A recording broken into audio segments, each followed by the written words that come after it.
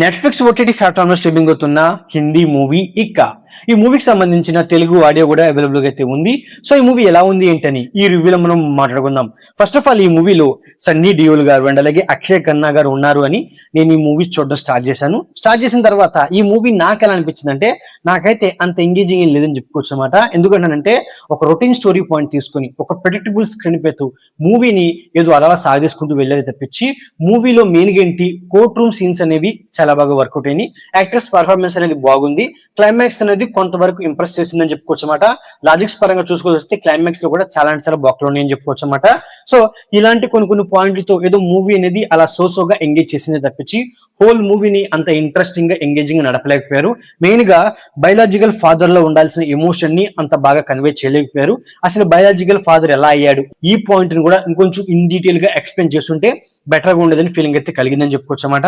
ఇంకోటి ఏంటంటే ఈ మూవీలో అక్షయ్ ఖన్నా గారు ఆయన ప్లే చేసిన సౌర్యమన్ క్యారెక్టర్ కి అక్షయ్ ఖన్నా గారి కంటే వేరే యాక్టర్ ని పెట్టిన బెటర్ గా ఉండేది. ఎందుకంటే అక్షయ్ ఖన్నా గారు ప్లే చేయాల్సిన రోల్ అయితే ఆ రోల్ కాదని నాకైతే అనిపించింది అనమాట. అసలు ఫస్ట్ ఆఫ్ ఆల్ ఈ మూవీ యొక్క స్టోరీ గురించి సింపుల్ గా చెప్పాల్సి వస్తే, బిగ్ షాట్ కొడుకైన అక్షయ్ ఖన్నా అలియాస్ సౌర్యమాన్ మీద అటెంప్ట్ టు మర్డర్ కేసు అయితే పెడతారు.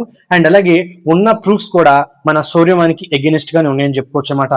ఇలాంటి సిచ్యువేషన్ లోనే సౌర్యమాన్ ఈ కేసు నుంచి తప్పించుకోవడానికి అసలు 100% సక్సెస్ రేట్ ఉన్న సీనియర్ లాయర్ అయిన సన్నీ డియోల్ అలియాస్ లాయర్ అర్జున్ ని అపాయింట్మెంట్ చేసి ఆయనతో కేసు వాదిస్తాడనమాట.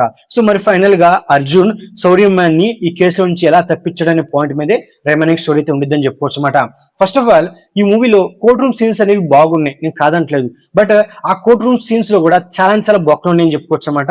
ఎందుకంటే ఒక సీనియర్ లాయర్ అయిన అర్జున్, ఆయనకి అపోనెంట్ గా వాదించే లాయర్ వచ్చేసి ఒక జూనియర్ లాయర్ అయిన మధురా బెనర్జీ. సో అసలు సీనియర్ లాయర్ కి అపోనెంట్ గా ఒక జూనియర్ లాయర్ ని పెట్టడమే పెద్ద తప్పు అనమాట. అక్కడే మూవీ అనేది హీరోకి కన్వీనియంట్ గా వెళ్ళిపోయిన ఫీలింగ్ లాగా నాకైతే అనిపించింది. సో అంటే అక్కడ ఆ మధురా బెనర్జీ ప్లేస్ లో ఎవరైనా సీనియర్ లాయర్ ని పెట్టి ఆ ఇద్దరు లాయర్ల మధ్య వాదోపవాదాలు అనేవి వేరే లెవెల్లో క్రియేట్ చేస్తుంటే ఈ మూవీ అనేది వేరే లెవెల్లో ఉండేదని ఫీలింగ్ అయితే కలిగింది అనమాట. సింపుల్ గా చెప్పొస్తే మన వకీల్ సాబ్ లో పవన్ కళ్యాణ్ గారికి అపోనెంట్ గా ప్రకాష్ రాజ్ గారు ఎంత బలంగా ఉన్నారో, ఆ విధంగానే ఈ మూవీలో సన్నీ డియోల్ కి అపోనెంట్ గా వేరే బలమైన క్యారెక్టర్ ని పెట్టుంటే బాగుండేది అనమాట.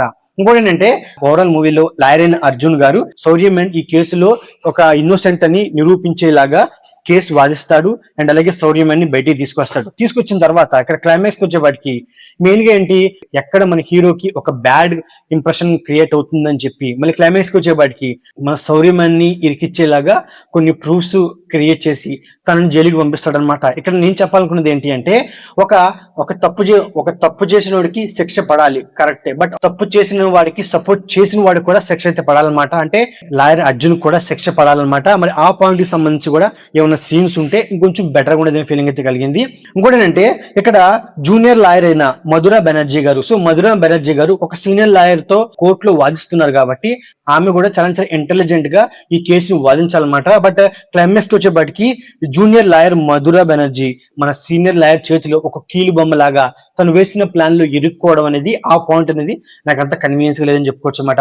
ఇక ఈ మూవీ యొక్క ఫస్ట్ హాఫ్ అలాగే సెకండ్ హాఫ్ గురించి చెప్పాల్సి వస్తే, ఓవరాల్ మూవీ మొత్తంలో ఆ కోర్ట్ రూమ్ సీన్స్, ఆ క్లైమాక్స్ పోర్షన్ తప్పించి మూవీ మొత్తం ఏదో సోగా స్టార్ట్ చేసిన ఫీలింగ్ లాగా నాకైతే అనిపించింది అనమాట.